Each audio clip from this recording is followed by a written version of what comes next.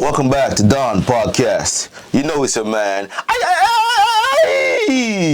Puff Don, the ultimate, no other. Folks only negativity. Wait, these fuckers they won't like this. Got them all on my head list. I know they won't like this. I know they gon' fight this, but they cannot break this, and they cannot change this. Ain't no nigga lying this, oh no. Don't trust you bitches, oh no. Don't trust you niggas, oh no. Don't trust you crackers, oh no. I don't trust nobody, oh no. Before we begin into this week's episode, guys, I always urge you guys to go like, share, and subscribe the video because we are posting good content and we want the audience to grow. We want this channel to reach to more people, and the only way we can do that is by liking, sharing, and subscribing. But hold on, wait a minute. You see what I got on? I don't got no t-shirt on. I don't got no jeans pants on. I got my dashiki on. Straight off the boats from Africa, the motherland. You feel me? No other, the original birth of black people. That's where we got this fit from. Feel me? And you guys are not blind. If you look to my right, your left, I got a brother beside me. He's from the other side of the world, but he's no stranger. He's a distant relative. My brother, AD. Hi, nice to meet you, brother. And nice to be on your broadcast. Thank you, brother, man. I really appreciate you giving me the time of the day to do this podcast with you so we can have a conversation. Anytime, man. Anytime. You know you can always count on me to be here for you. Appreciate that, brother. And guys, remember, man, on Dawn Podcast support, you gotta hydrate yourself. You gotta drink water. You gotta stay hydrated, don't pass out. Water is life. Whether it's hot or cold outside, drink water. Bro. Yeah, man. Yes, sir. Bro, man, never in my life I ever imagined I would be talking to somebody from Africa, right? Mm-hmm. I've only seen Africa in movies. So when I was growing up, my grandmother used to watch a lot of Duppy movies, so a lot of African movies, right? Yep. I've only seen Africa on the television. I've never been there before, but I do want to go though. It's definitely on my bucket list, right? When people hear about Africa, they hear a lot of stuff that I don't think is true. You feel me? They stress a lot about the poverty lifestyle down there and the killings and all these stuff. Not saying that doesn't happen, but there's always a different side of every city, right? True. But before we even get into that, tell my viewers who is AD? What does AD stand for? And where are you from? Good day, viewers. My name is Daniel. Daniel, my last name is Aderotoye, so it's kind of long for pronunciation, so I just kind of call it down to AD, which A stands for Aderotoye and D stands for Daniel. So that's where the name AD comes from. And I was born and bred in Nigeria. I migrated to the United States a couple of years ago, and it's been a smooth ride, but not too rosy. But hey, we're here, still grinding, trying to make ends meet, making tomorrow a better day. So yeah. So pronounce your last name again. Aderotoye. Does it have a meaning? Like in my state, my granddad used to be the one to crown the king in the state. Wow. Yeah, but he passed, and all his kids are pastors, and they couldn't continue that lineage, so it's kind of changed, but the name still stays. Wow. Aderotoye. So if I go to Nigeria, I just use the Aderotoye and I'll be known down there. The name is not popular though. It's kind of unique name. Okay. Yeah. So they still do kings and stuff like that down in Africa? Yes, they still do. Yes. So how does it work? Is it like a king of a village or a king of a city? Or like, if, for example, in the US, you got Florida, New York. Is it like a king of Florida? Or is it like a king of Fort Lauderdale? Or a king of the city? How does it work? If you're speaking from that part, you have chiefs. Yeah. Chiefs are in charge of like little cities, and then you have like a major king that supervises his kingdom. So kingdom can comprise of like multiple states. You can have, it depends on the size of your kingdom or your conquest. Yeah, so that determines the size of your kingdom. There's really no geographical measurement to your kingdom or your kingdom. How do I put it now? Your kingdom. I say kingdom, yeah. So. Okay. So have you ever been to any of those ceremonies before? Or do you know how it goes now? I have an idea, but nah. because I'm not in that line anymore, because most of them has a lot of stuff to it that is culture and tradition, and I don't want to be part of that. Okay. All right. So growing up in Africa and then moving to the States, I'm assuming it's a whole different setting, right? Yeah. So growing up in Africa, what is it like living in Africa when you were a kid living down there? And to be specific, in Nigeria, guys, what was it like living in Nigeria? It's like growing up here too, but it's like it's different struggle. I'll tell you a view of Africa or Nigeria from my own perception, and someone else will give you other description of what Africa is to them. So everybody has their own views, their experiences. It all boils down to how comfortable your parents are before you've been birthed, or how you grew into struggle. So I can come and tell you Africa is beautiful, Africa is nice. Someone else will come and tell you Africa is hard. So from my own perception, I'll say Africa is beautiful. We're not the most comfortable family, but at least we can provide our basic needs. So Africa is beautiful. Nature is outstanding. Food is organic for the most part. And the cheapest food are the healthiest food. I put it like that. So Africa is beautiful. It is a paradise. If it's not a paradise, then tell me what the elite here, they do in the shores of Africa all the time. And they kind of portray Africa to be a place that is uninhabitable, just for the middle class and the low class not to, venture traveling down there. So I think that would be a conflict of interest, or probably they just don't want everyone to know what Africa brings, to the world. And so I just want to wrap it up like that and just, Okay, so as he said, guys, Africa is beautiful, and I agree with him on the part where he says, wherever you grow up is how comfortable your family have it, and it depends on what you go through based on how you describe someplace. Yes. Right? Because living in Jamaica, some people would say Jamaica is horrible, it's not the safest place in the world, and etc. Then you meet somebody else, like you said, and they will tell you they will not want to be raised nowhere else. Right? Because a lot of times in Africa, the image that they portray is of just hardship, right? Yeah. And they exclude the beauty, which I love the most, is the natural stuff, the food, right? Because everything in the States here is processed, right? Or majority of stuff here in the States is processed. When you go to countries like Africa, you get the natural food from the earth, the water, you see the wildlife, you have herbs, you have spices, you have so much stuff that it goes unappreciated because people don't know. The world does not show that side of Africa to the media, doesn't show that side of Africa to the world, right? And until someone comes on a podcast like you, or an artist that got famous from the country comes and shows you guys that, hey man, Africa is not just rough, it is really beautiful, then people who have never been there before would never know that. And that's a bad way to do it. You feel me? Yeah. So when I was in high school, prep school coming up, a lot of our culture dances that we do comes from Africa, right? So I'm not talking too much about Jamaica, but the culture in Nigeria, what is it like? What is the culture like? What is it based on? Like I said, everyone has a view of Africa. Growing up, my dad was a pastor, so I grew up knowing the things pertaining to church. And other people will tell you the cultural, which is the African original tradition, which is the culture that Africa was known by, or is still known by. So I had a little bit of mix, because I had friends whose parents are practicing the original religions and all that. So it's kind of mixed. Yeah. You can't have anyone tell you Africa has been dominated by this, because if you really want to dig down into history, Christianity and all of that is African thing. But people try to modernize it and make it their own thing. But I think religion, or the birth of mankind, I'll say, is from Africa.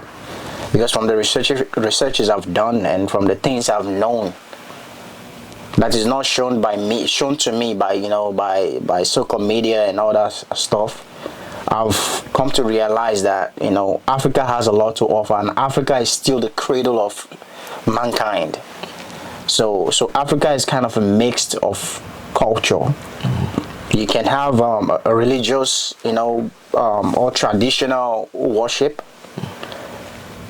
which is African based. You can have Christianity, which is African based. You can have Islam too, which is African based. So it's like as a mixed culture. So you can only, tell of Africa from what you believe in, your own standpoint. So Africa is a diverse continent that has a lot of mixed culture in it. So it's very diverse. I'll tell you that. That's real. That's good. That's beautiful. Yeah. That's beautiful. Just like the Jamaican motto, it says, out of many one people. That's the same thing. I feel like a lot of stuff did originate in Africa. Definitely. A lot of stuff did originate in Africa. Right? Yeah. So, growing up in Africa, right? Yeah. Is there a time of the year where you are excited for? Like, let's use an example. Like for me, when it comes to Christmas, I was excited because I get so much food to eat. And I'm a big guy, man. I eat a lot of food, man. There's unlimited food, and then I get to see relatives that I haven't seen through the year, right? That's just an example. So in Nigeria, or when you were growing up, is there that time where when that time of the year comes, the whole city, the whole village, the whole state is excited? Yeah, like I said, Africa is diverse. Like from my own perception, my favorite season of the year was Christmas, and because then, you got to stay out of school, so you're living life, enjoying the Christmas movies and all that, and that was really fun for me. That was something I always looked forward to, and even the Islamic festivals too, like the Eid. Mm-hmm. Yeah, I have some of my friends too that they do that, but it's like I don't really partake in that like that much, but I still share in their celebration. Yeah. We appreciating other people's religion. Yeah, so I do that too. But the one I mostly look forward to was Christmas, and that was big for us. And sometimes the Easter holidays too. Yeah, we also look forward to that in a big way in Africa. So we're big on religion. Like Nigeria has like a population of almost 200 million people. Wow. And it's a diverse culture and mixed religion, I would say. And so we learn to appreciate each other, but sometimes the extremists of either of the religions, they try to create chaos or conflict among themselves, and that's the downside to religion in Africa, and I think to the world. That's everywhere. Yeah. Most of the wars that taking place over the years, I think it stems from religious belief. Yeah, of course. Right? Yes. So Africa is a whole continent, bro. There's numerous of countries on the whole continent of Africa. Yes. Right? Nigeria. What makes you guys so special? What makes Nigeria unique from, let's say, Ghana, Cameroon, etc. All the other countries that are down there. Egypt, right? Because Egypt is supposed to be the very place where Jesus was born, right? So what makes Nigeria so special on the continent of Africa? Oh, Nigeria. Oh, I know people will come at me on this one, but Nigerians, we pride ourselves in who we are. Yeah. And we're proud of our heritage. Yeah. And through thick and thin, we're always grinding, always hustling. In anything we do, we try to be the best. We're not trying to compete. Yeah. We try to be a better version of ourselves in what we do. Yeah. So if you challenge yourself to be the best of whom you are, you find yourself excelling in any field you find yourself. So we have that internal self-drive. Yeah. If you see your friend is like, excelling at something and you delve into something else, you would want to you say, oh, you're not competing with him. Yeah. You're just trying to do better. You're trying to excel at what you do so that you too can be recognized. So we have that inbuilt competition within ourselves to to do better. Yeah. So we're really not in contention or trying to compete with our fellow Africans. We are all the same people. Yeah. But only separated by land borders, which basically history as we all know it, has presented us or brought us to this age we're in right now. So I really have nothing against competing with anyone now. I don't have anything competing with anyone. I don't have anything to gain from it, but just in Nigeria, we have that self-drive. Yeah. We strive for the best. We try to be the best version of ourselves, and by so doing, we find ourselves excelling. And someone said some time ago that if you go to a country and you don't find a Nigerian, you gotta leave, because at the end of the day, maybe the land is like even in Afghanistan, you have Nigerians living in Afghanistan. Wow. So that's to tell you how deep we guys spread. we hustle. You know what I'm saying? So it is what it is. So. That's tough, man. That's tough. That's tough, man. That's tough. That's tough. So, do you guys speak English down there? Of course. Our lingua franca is English. We've been colonized. We are colonized by the British, and because I hear this Afrobeats artist from Nigeria, man. They be singing some stuff, and it doesn't sound like it's English. There's some parts are English that I can understand, and then some parts it's not English. Yeah, we have our local English because it's called pidgin. Okay. It's pidgin English, like a broken English, Okay. like a way everyone can communicate. Like even the market people, the street sellers, and the hustlers on the street. I think it's a general language. I think I learned that in prep school that you guys created a language when the slaves used to communicate against the artists, so the British would not understand. It's like a broken down English, in a simplified way that we only us can understand, and they won't have a clue of what we're saying. So I think that kind of like took over. Like that's the major thing. If I want to throw you off balance, we have slangs to that too. So it helps us understand ourselves better, even in crowd, and we can communicate. So tell me something. So like let's say I say, I want that mango. How do you say it in pidgin? Give me that mango. Okay, so it's just like patro, man. It's like patro. It's like English Creole. Okay. But just that, Creole, we have French Creole, which is being spoken by the Haitians. For sure. And you have the English Creole, which is being spoken by Sierra Leoneans. Yeah, so it's kind of different. It's a little bit, yeah, but ours is kind of in between. We have a couple of countries that communicate in pidgin English. We have the Ghanaians too, they do. Yeah. But we have like slight differences in pronunciation. So. Yeah, that is tough, man. That is tough. So, guys, we're still here talking, man. Right? Yeah. So, Jamaica is known for jerk chicken and all type of different type of food. But this video is not about Jamaica. It's about Nigeria. Yeah. Give me some of the top dishes, man. That if I go to not even go, that I must have before I die.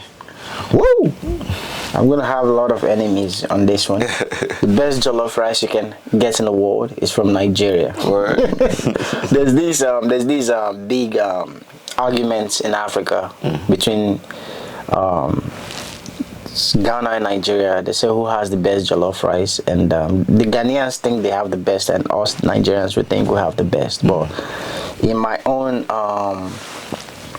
experience, I would say Nigeria has the best because of the ingredients and the effort put into making it. I know they also have which I love. There's something the Ghanaians have. They call the awache. It's more like jollof rice too, but it's like has a little bit of mixture and some other things like condiments on the side that makes it like unique in its own way. But to me, I think I prefer my Nigerian jollof. It's better. Yeah. Then other than that, we have various types of cuisines. We have the okra soup. We have listen, let me take that back. Nigeria is a big country. Yeah. People don't know how big Nigeria is. We have almost 500 and something ethnic groups. Wow, that's a lot. 500 and something. I don't want to give an actual figure, but I know it's above 500 ethnic groups, and all these ethnic groups have their own dishes. So if you go to the eastern part of Nigeria, we have various kind of dishes. We have the oha soup, we have the nsala soup, we have the akko soup. We have different type of soup. Then when you go to the north, you have the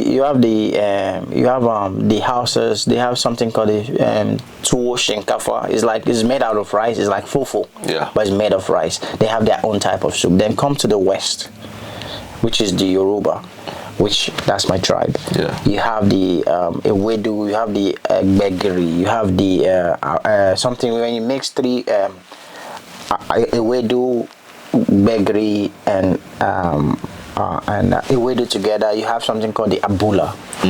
That shit will knock you out. I'm sorry. that will knock you the F out. That's super good. So we have different kind of dishes. That's my point. But we have major soups like a goosey soup. We have the obono soup. We have the okra soup. We have the umebe soup, which is a black soup. These are healthy and good food made out of vegetables and healthy. You gotta write those names down, man, so I can look them up. Yeah, it's good. Let me know what I need to buy so you can cook some so we can try, man. I can only do so much because, growing up, the little experience I have with cooking was when I was growing up. I always spent time with my mom in the kitchen, so I saw how she does her mix and all that. So I was able to pick out one or two from what she did back then. So that gives me the good hands that I have a little bit in the kitchen. So. All right, so hey guys, man, you guys gotta check out those food, man, right? Because I'm definitely going to check those food out because I love to eat, man. I'm an eater. I love to eat and try different food, right? But all those tasty dishes you just listed a while ago, all the good stuff you said about Nigeria, right? Yeah. So I'm gonna ask you a personal question, right? Moving to the States, it's a whole different game over here. It's a whole different type of environment, more culture, right? It's so, and the stuff that you're used to in Nigeria is not available as much, or is not here as much, right? Yeah. As how it was there. What made you move to America? Of course, to seek greener pasture, to have a better life. You have good quality life in Africa, but sometimes you want to do better. Yeah. You wanna create like an empire for yourself and your oncoming generation and all that. So you just gotta move because the original instincts or the nature of man is to migrate and do better. The early men they moved from place to place to seek greener pasture.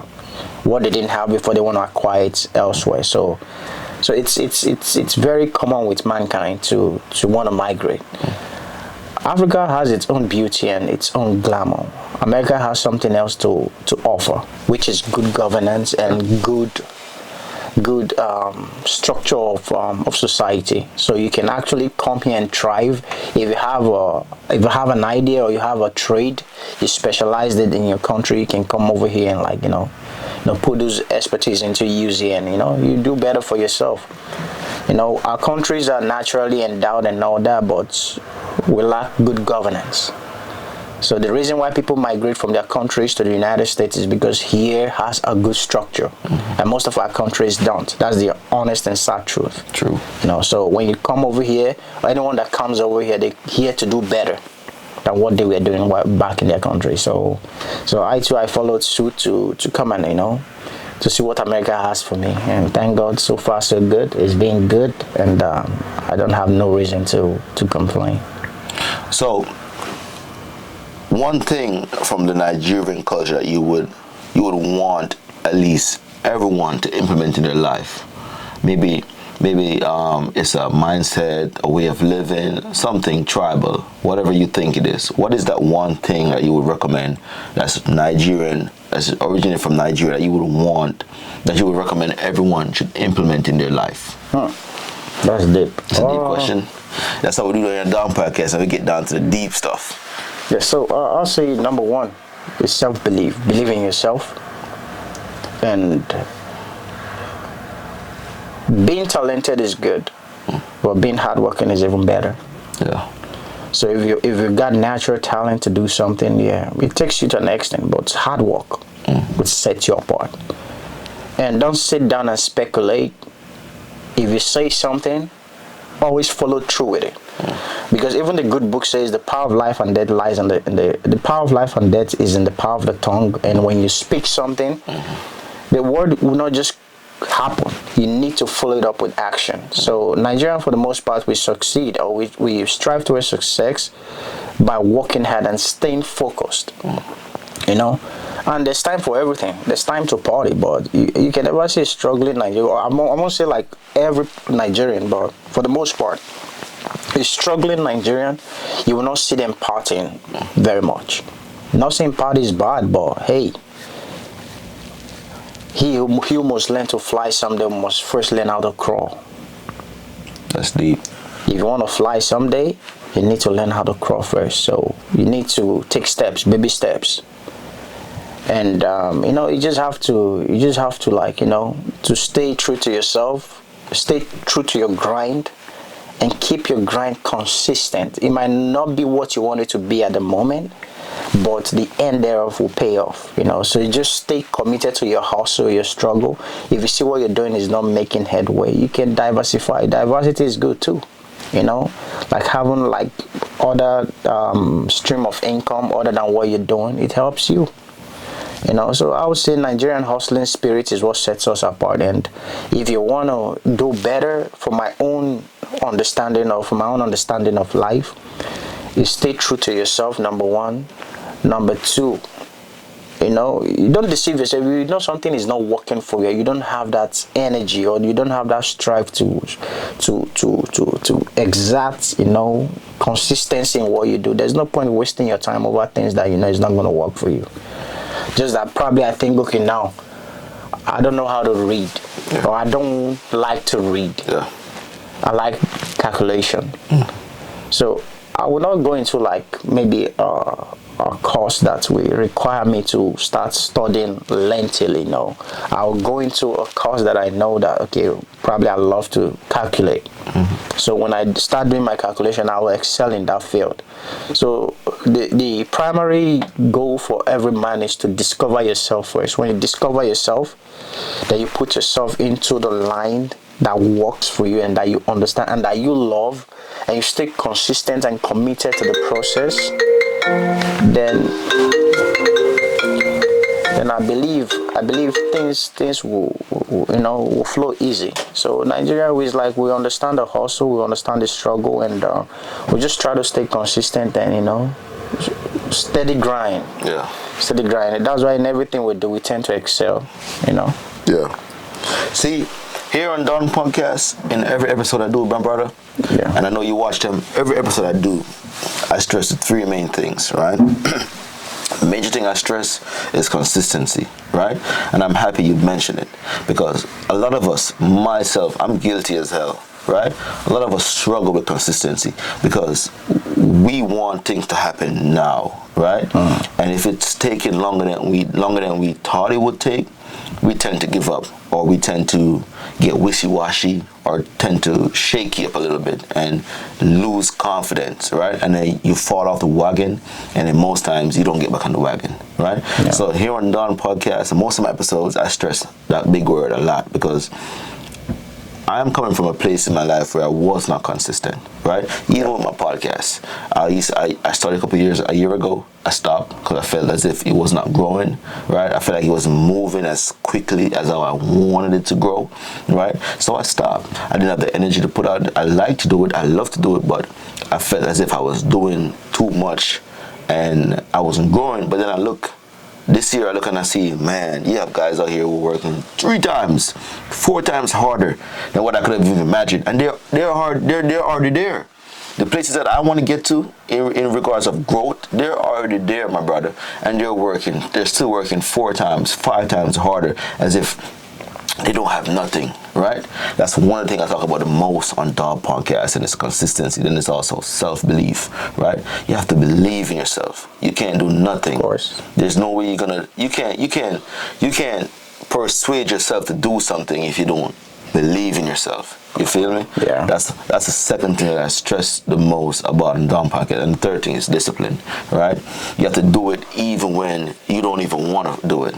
You know what I'm trying to say? Yeah. Let's say you want to be a marathon runner and it's raining outside, and you got to prep for the marathon, but because it's raining, you decide, I'm going to just go lay down. You don't want to do it because you're not disciplined, right? So those are 3 stuff that I stress the most about on my channel, and I'm so happy. You don't even understand how my face lit up when you said consistency, man, because maybe people need to hear it from somebody else so they can understand it doesn't work in America or just Jamaica. It's an everywhere thing. Of course, it's worldwide. Law of nature. It's just law of nature, period. Because at the end of the day, When they say God said let there be light, you don't know how long it took for the light to actually manifest. Yeah. So it takes process.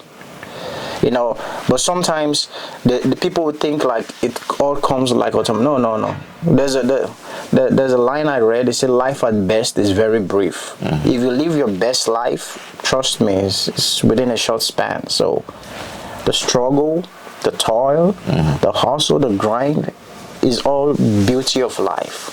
Because when you go through those turmoil, those ups, those downs, it makes life like dynamic. It makes it beautiful. Yeah. So sometimes you feel like the struggle is hard, it's difficult, but those things actually makes life beautiful. Yeah. Because if there's no struggle, there won't be success.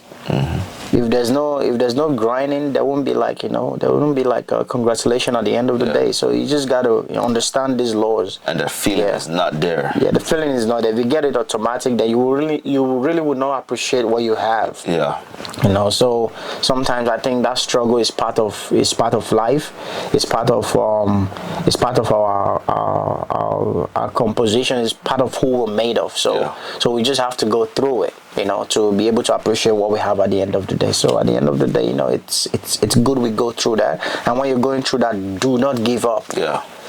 Because and one thing is, at the end of the day, when you put yourself into like a struggle or you're into a grind, when it's getting super difficult, and you feel like you want to quit, I think at the end of that, or in the process of that, if you stay consistent a little bit longer, that it gets easier, because that's the success that comes with it.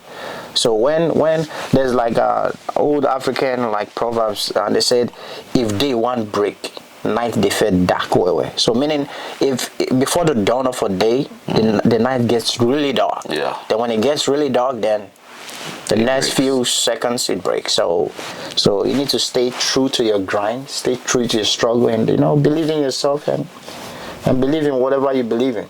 God, voodoo, Buddha, whatever you believe in.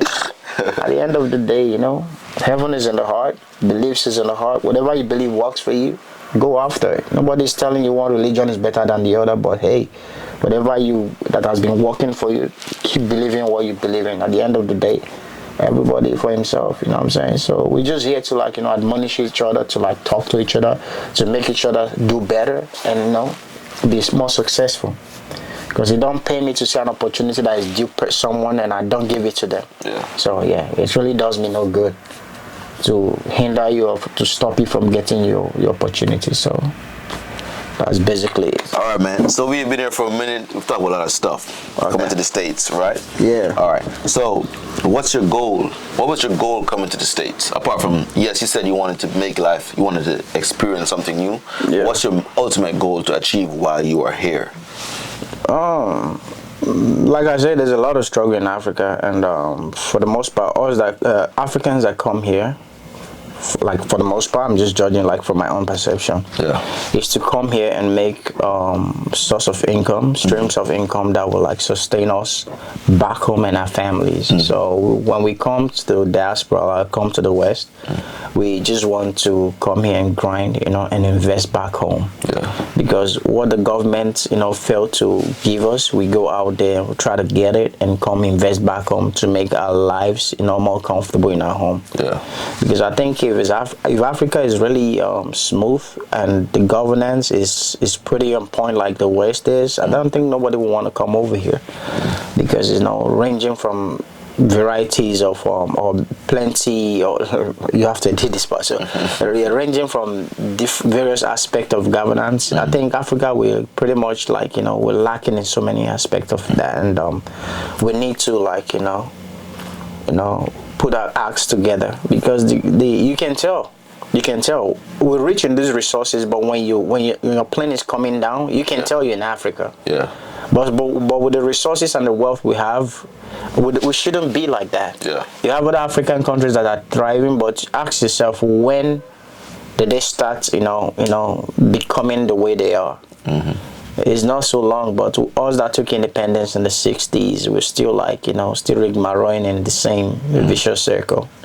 So coming to the United States, I just wanted to come here, make a fortune, or make streams of income that will like sustain myself and my family. So that's the main goal of coming down here. So do you have plans of maybe in the future to go back to Nigeria and live? Of course, bro. The sweetest place to live on earth, I tell anyone, I'm not saying because I'm Nigerian, it's Nigeria. You live how you want to live. You can have your own lights, have your own water. You can, you're the god of your own house. Government doesn't have power over you like that. So you do know what it means to just wake up in the morning. You decide what goes on in your house. You can go and hunt, and you come back home with your meat. No too much regulation. You have freedom. Amazing. Freedom is priceless, but you will not know what freedom is if you're held captive all your life. You think your captivity is your best bet, but hey, there's a better world out there I want people to experience too. So hey, go out there, experience the world. United States is a beautiful country, don't get me wrong. The structure is very, very good to make people, integrate people from poverty to middle class if you want to work. So, but if you can't really attain anything here if you just sit in your house and stay lazy.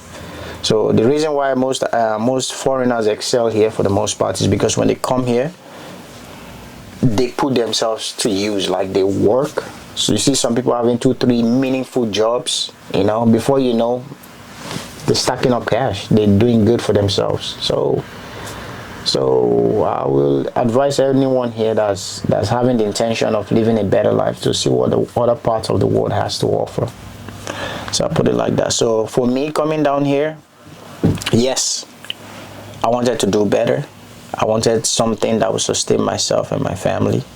For the long run, I was planning for retirement and all that. So it's part of my moving down here. So yeah, that's pretty much it. My brother, man. I appreciate you coming out for this week's episode on Dog Podcast. Thanks for having me. I've got so much gems just by sitting here and listening to you talk. I'm extra motivated. I'm determined now, right? I am more focused now, right? I appreciate the knowledge you have shared to me and to the viewers to my channel, and I'm pretty sure they will appreciate it too. And if they love it, I'm pretty sure they're gonna request you again, my brother. Look, anytime, man. Anytime, hit me up. You know where to find me. I wish you the best in all of your endeavors, right? Yeah. And all your journey, man. Thank you, brother. Dawn Podcast. We out. Peace. Focus on the negativity. Wait, these fuckers, they won't like this. Got them all on my head list. I know they won't like this. I know they gon' fight this. But they cannot break this. And they cannot change this. Ain't no nigga lying this, oh no. Don't trust the bitches, oh no. Don't trust the niggas, oh no. Don't trust the crackers, oh no. I don't trust nobody, oh no.